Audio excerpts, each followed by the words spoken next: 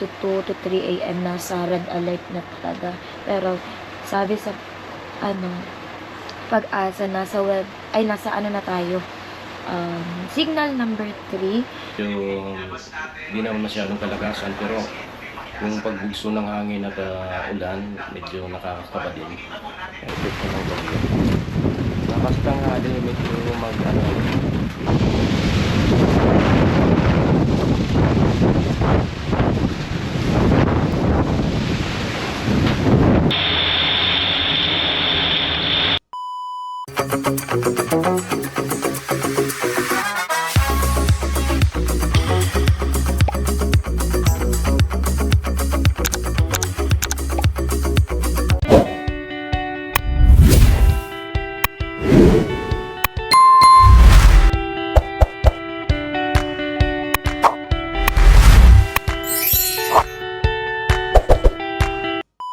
So, hello, what's up mga ka-granny? It's Megan, your one and only Top Carla Granny. So, for today's video mga ka-granny, it's November 9, Sunday na po, at ang oras po natin ngayon is 1:40 a.m. at nasa orange, na tayo. Di ko alam kung anong tawag din sa may mga, sign sa weather, like, basta yung mga mag-2 to 3 a.m. nasa red alert na talaga. Pero, sabi sa Pag-asa, nasa ano na tayo, signal number 3, and itinaas na rin yung sa Catanduanes ata yun, I think. I'm not sure kasi kanina ko pa yung tinignan. So i-search po natin ngayon tuloy. Basta ang alam ko itinaas na. Ayun, Catanduanes talaga. Nasa red alert ngayon. Tapos kami nasa orange. Ayun, nasa orange kami. Ibig sabihin, nasa signal number 3 kami. Medyo malakas na din yung yung ulan at hangin. Pabugso-bugso yung lakas ng ulan at hangin. Kaya medyo di ako mapakali. At kahit inaantok na ako sa mga ganitong oras, ganitong panahon talagang, hindi ako natutulog. Kahit antok na ako, yung mata ko ganito na super itim na mga eye bags ko. And at the same time, habang nag-wait ako ng update sa Facebook, sa kung ano pa man na page. Pero ang inaantay kong update sa mga page is mga legit naman po. Like Pag-asa, si Mr. Typhoon. At sa YouTube, yung tinitingnan ko naman sa YouTube, yung live stream ng bagyo. So, stay updated pa rin ako. And sila mga po sa baba, nagpapahinga po sila kasi napagod din kanina, nag-prepare. So, ako lang yung gising ngayon. At nag-edit po ako ngayon. At para still updated din kayo mga kagaya sa kaganapan namin ngayon sa aming dito sa YouTube channel ko, sa stay updated kayo sa aming pamilya, ano yung kalagayan namin dito. Ayun, lumalakas na naman, mag-2 a.m. na kasi. At papalakas daw po ang bagyo habang tumatakbo yung oras. Ayan, malakas na. At medyo kinakabahan na talaga ako. medyo, pero ayan, basta let's pray mga kagano. So, ipapakita ko muna sa inyo yung mga kagamitan ko dito. Naka-ready naman na yan. Ito yung mga dadalhin ko. Tapos yung lahat na gamit ko andyan, puros naka-plastic yan. So, ito lang yung bibitbitin ko. Tapos, kung kaya pa ng oras yan, in case lang naman po. At ito, nag-edit ako ng mga preparation. And, sana maipost ko rin ito agad. At ayun, I'll be back later. Mag-update ako sa inyo kung ano mga kaganapan mamaya. Kung ano na yung situation namin dito ngayon. So, dyan lang kayo mga kapay. A few moments later.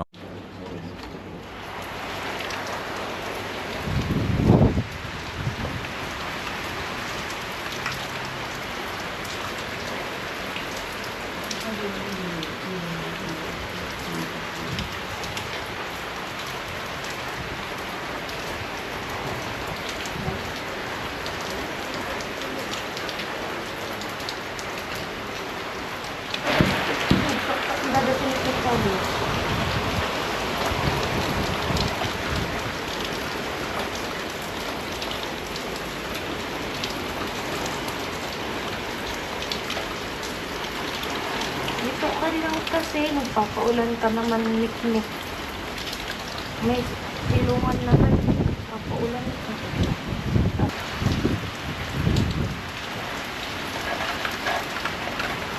Nakikita ko na nga yung blue.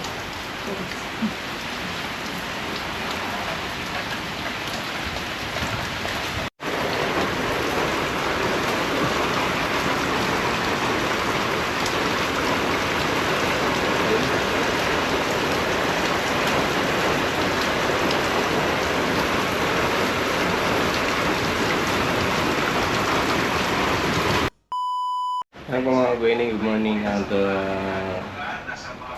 hindi na pala good ang morning kasi kasalukuyan nararamdaman na natin yung agupit ng bagyong Juan dito sa Kamsur. Although signal number 3 lang itong parking ko. Kasi yung signal number 4 is Eastern Camarines Sur. Yun yung parking area. Nasa parking malapit sa Catanduanes. Kaya yun ang signal number ko. Eastern Camarines Sur, Partido area. Itong location namin ay Southern Camarines Sur. Nasa parting baba.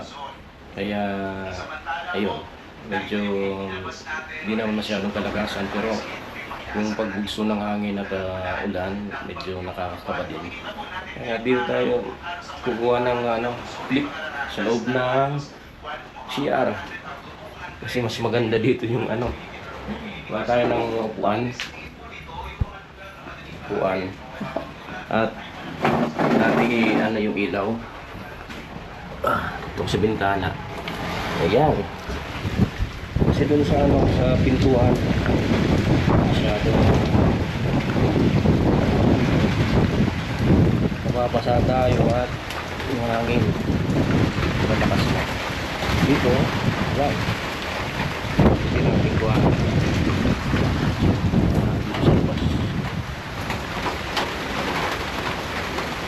Masyadong malakas yung ulan. Medyo katamtaman lang. Ito yun, yung patrol. Pabalik-balik sila kasi baka kami mapasaway pa ng mga tao. Minsan kasi kahit bumabagyo na, may dumadaan pa, naglalakad-lakad na mga tao. Alam naman nilang delikado yung panahon. Kaya yung mga patrol ng police ay muraw sila. Operator kasi nagpapatrol kasi for safety baga kasi yun ang trabaho nila. Yung neighbor namin wala nang tao dyan kasi nasa sila lipat na sila sa hapon pa sa school evacuation center. Yung katabi namin dito rin sa pamangkin ko yun na sila sa kasama niya kulit. Kaya kami dito muna kasi madali lang naman kaming pumunta dun sa taas kasi na naman islam na bahan ni Lola walang kandidagan sa tulay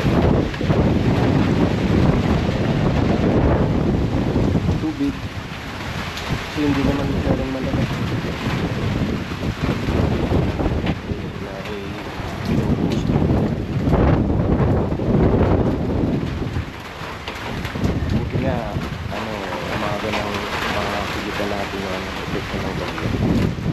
basta nga din medyo huminang dito sa parting to at sana naman tumaas pa siya ng konti kasi medyo mababaw pa siya nasa southern portion ng Catanduanes pero hindi pa siya malapit na siya sa Catanduanes 195 kilometers yung distansya niya. Tapos yung niya, yung movement pa, 35 kilometers per hour. Medyo mabilis na yan. Kaya expected lang, kapapon lang yung ganito. So, pagdating ng gabi, babaw ng kamote. Kasi malayo-layo na yung ganito. Sakop pa rin tayo ng outer ring band. Kasi masyadong malaki. Hanggang Mindanao yung yung Mindanao nga, signal number 1. Yun yung outer ring band. sa image. Yung napakalawak na bilog. Yun. Halos lahat ng parte dito sa Pilipinas ay sakop. Metro Manila, ano, medyo lang dagdag dito. Calabarzon. Yung ibang parte. Kami, signal number 3 din. Southern portion. Kasi yung ano, yung Calabarzon nasa ano lang. Titingnan nyo dito sa Bato Lake. Ano siya? Nasa right side.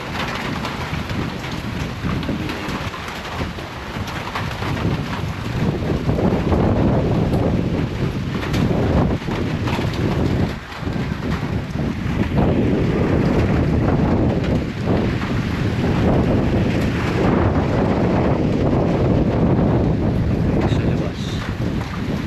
Tingin sa ilog at yung bintana. Ayan, kaya nako-cover ko itong nangyayari.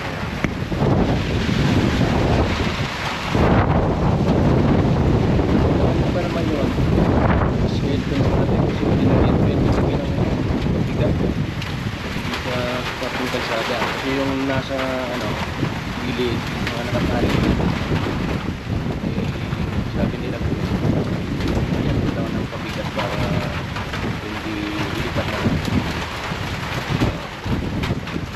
Sinunod ko naman yun. Kaya naintindihan. So,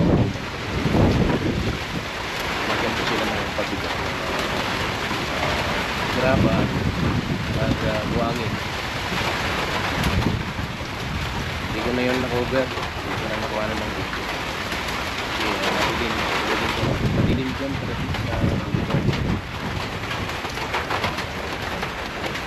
Ayan, at yan na muna po mga sabihin yung update natin ngayon dito sa nararanasan nating sama ng panahon galing Typhoon 1. Sana naman ay umakyat pa siya ng konti. Hindi tayo masyadong kailan yan at maya-maya ulit tayo. Ano ko nagpang-update natin. Ang gawin niya at oras natin ay ano, mag-alas 6 na ng umaga.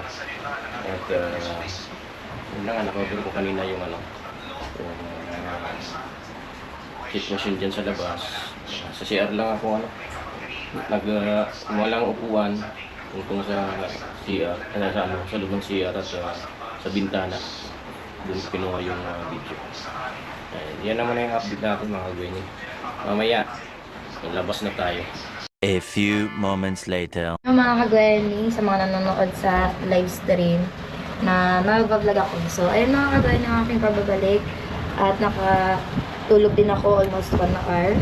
And ito na yung situation dito sa labas. Kaya hindi masyadong nakakalapit yung bagyo. Pero, ano, malakas na siya.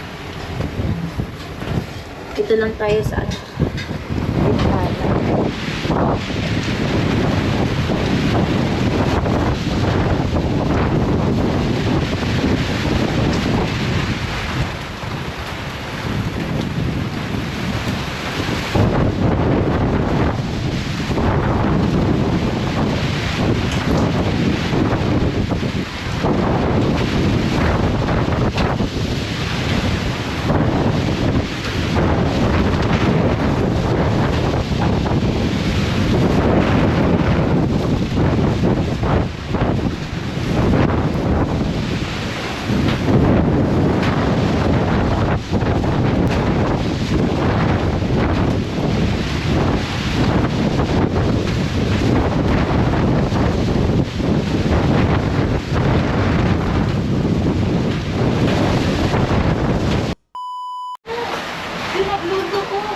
Galing nga sa ano? Mga gawin niya at update na naman tayo. Galing sa So, tuwa.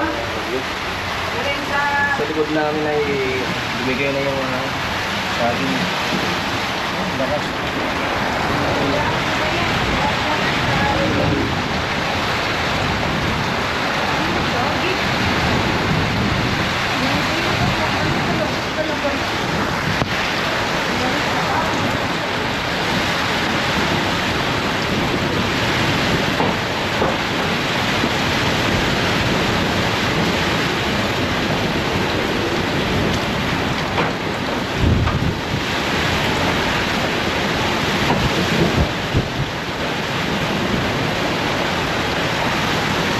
Grabe lakas na kahangin.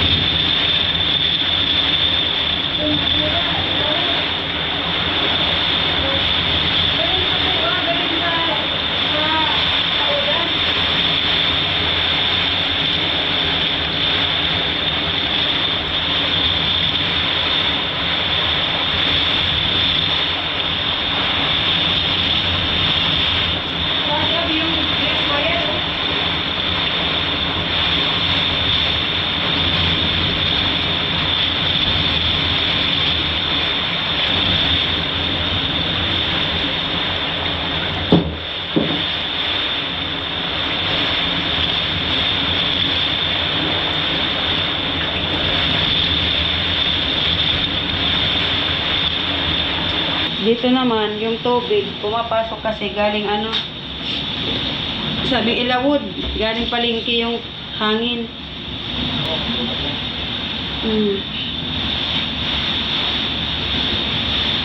Pumapasok yung tubig.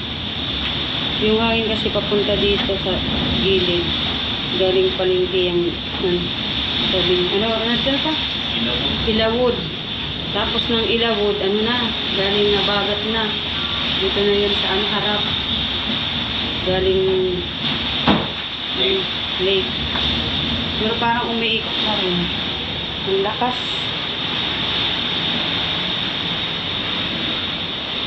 Si Gwen, nag-upload ka na?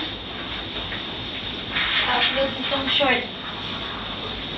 Yung video kanina. Long kusog kaya, o kapira mo, tabalong kusadi. Yes. Ako ko na nagdaradong dalaga ng mga Mga bata. Bakit? Ano na, super lakas na ng hangin, tas ulan. Di na mabuksan ni mama yung pintuan. Ay! Hala ka! Pa!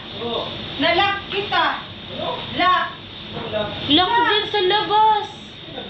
Hoy, nalak! Puno kita ka di makaluwas. Hala! Akala ko ako angin. Hala tayo. Wala naman ako po angin.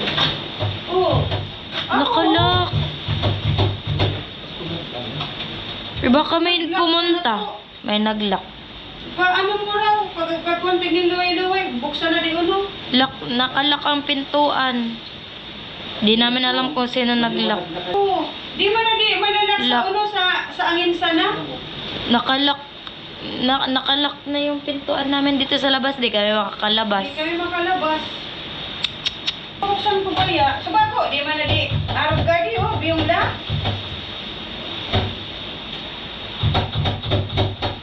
Ay, kabahan.